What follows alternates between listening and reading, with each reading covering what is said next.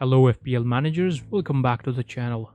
Hope you all are having a nice game week 35. Mixed set of returns from the owned assets, some expected and some unexpected. So in this video I'll run you through the free hit draft for game week 36. The ultimate aim of this draft will be to get you through the doubles and help you compete with the bench boosters with ease. If you have not subscribed to the channel already, press the subscribe button and help me reach 600 subs sooner. So without further ado, let's get started.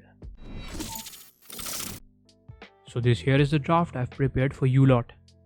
No Schmeichel this time, as I went for Pickford, who was really outstanding today.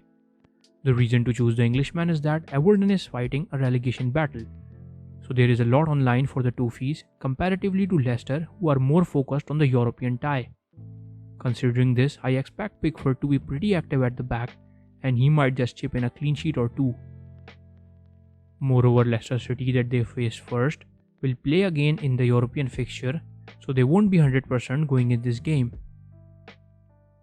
Now moving on to the defense, I've blended out the best backline of 3, keeping the fixtures and rotations in consideration. A Man City double up at the back with not so difficult fixtures might turn out to be really beneficial if they both chip in a clean sheet. Cancelo has been really good this season, though he has been very unlucky with the attacking returns, but he certainly has the ability to provide them. Laporte on the other hand has been very good and rotation proof, and Man City usually deals in clean sheets with their solid defense. However, if you are in need of the budget, you can pick Matip over Laporte, who is comparatively cheaper and has the probability of a clean sheet too. Robertson is in there to cover the Liverpool defense. Either Trent Alexander-Arnold or Robo, whoever you pick, it's usually the case of attacking returns with the Liverpool wing backs. Now moving on to the midfield, I've tried my best to create a full powerhouse out of it. Chelsea assets have been pathetic, so you won't find them here, but in case you fancy one, Kulusevski can certainly make way for Havertz. Son over Kane for me yet again, and the reason I've already mentioned a lot. Son actually looks more threatening with his forward runs comparatively to Kane, who is playing a lot deeper. We've seen Son return well in the previous fixtures, as we even saw that today. He's a serious threat and a clinical finisher. Along with Son, Kulusevski stays in to complete that Spurs double up.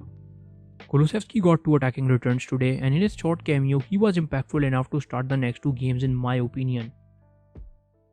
Mo Salah as usual is really an essential, and you just can't go in without him. Saka is in to cover the Arsenal's attack. Arsenal has been tremendous in the previous few game weeks, and Saka has actually been their main man. He's very good with the dribbles and certainly is a great finisher. All of you who own him can agree how good of an asset he has been in this last phase of the season. Coutinho although has not been very good lately, but I still think with the potential games Villa has now, we might see Coutinho fire in a game or two. He's certainly very creative, but just looks to be out of form. If you fancy Watkins up ahead, you can look at some options from Leicester City in the midfield. Now looking at the forwards, it's all on the shoulders of Richarlison and Gabriel. What a disaster this is. Sadly, we do not have many safe and reliable options this season when it comes to forwards. Kane has been somewhat impactful, but he is of course among the premiums. Richarlison actually has a nice set of fixtures, and his penalty duty is what gives him an advantage over the other lads we have at this price. Moreover, Richarlison has been returning back points in intervals. Looking at Jesus, he's obviously a punt, and a lot depends upon the European tie. If there are chances of him starting, I don't see why we must go for him if it's about 1 week. With lack of forward options, Jesus can pay off well with the low ownership. But that is only possible if he decides to return some points. The bench is all filled with the players who do not feature and are just there to help with the budget. However, I strongly advise once you are about to lock in, pick at least one playing option with the remaining budget to place on the bench in case the rotations occur. So this pretty much sums up the free hit for game week 36. I myself will be using the bench boost. As always, the final team will be out an hour before the deadline. You are all welcome to hit me up and discuss your team selection on my Twitter handle. This is it for now. Thank you all for watching.